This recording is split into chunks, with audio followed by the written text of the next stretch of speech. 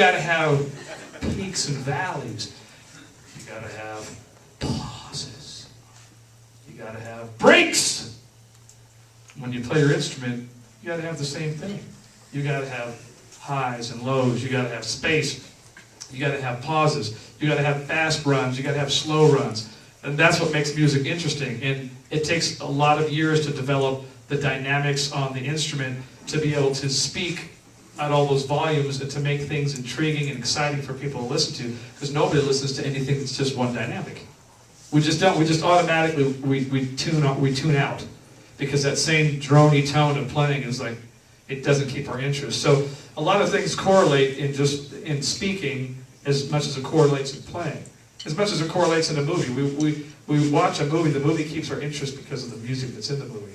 Try watching like Lord of the Rings and put on like Pac-Man music. Hey, worship teams, welcome back to Rehearsal Tool Box. And sitting here again with Zoro the Drummer. And we're coming to you from the Christian Musicians Summit here in Seattle, Washington. And what are some of the critical elements that you find among drummers? The most important thing, the most critical part of being a drummer in a worship team is to understand your role as a drummer. And to understand that, you've got to understand that your role is that of a timekeeper. Mm-hmm. So more than anyone in the band, the drummer should understand rhythm and time and subdivisions and the control of time and the manipulation of time and the bending and weaving of time. They should understand that better than anybody, and they should understand different grooves and feels more than anybody, because that's really a drummer's job. Mm-hmm. You don't have to know harmony. You don't have to know melody. There are plenty of great acclaimed drummers that don't know harmony or melody, but they know rhythm. Mm-hmm. What I find lacking in the church in general is an understanding from drummers' perspective of rhythms, of grooves, knowledge of these grooves, origins of these grooves, and the understanding of counting and timekeeping. Mm-hmm. And essentially, that's what we are. We're groove machines. We're timekeeping machines. So I would say that's the most important thing for any drummer out there, to be understanding and to buy materials and to practice things that are going to help them control and harness time in a variety of different ways, and then just learning how to serve people with that. Mm-hmm. Awesome. What are some of the most important things that drummers can practice on their own?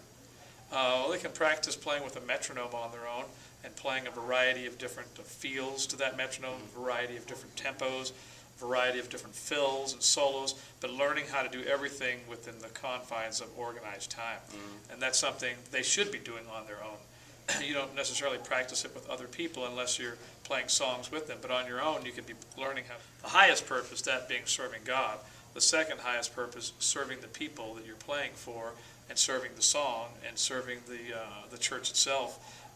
There are no stars in a worship team. Well, I like what you said, serving the song, too, because that is an important element in working with a leader. That's everything that being a real musician and a real worshiper is about. It's about the song, entering into the song and serving it, and not yourself, and figuring out how you could work in all these licks, but really thinking what's best for this. You have to think of yourself like a member of a basketball team. What's best for the team? Is it best if I'm a ball hog, or is it best if I learn the dribbling and the passing game and learn how to use the whole team strategy rather than I'm going to be the ball hog and always shoot the three-pointer and miss half of them? So what you're saying is the better that we work together as a team, as a byproduct, then the music just flows naturally. Absolutely.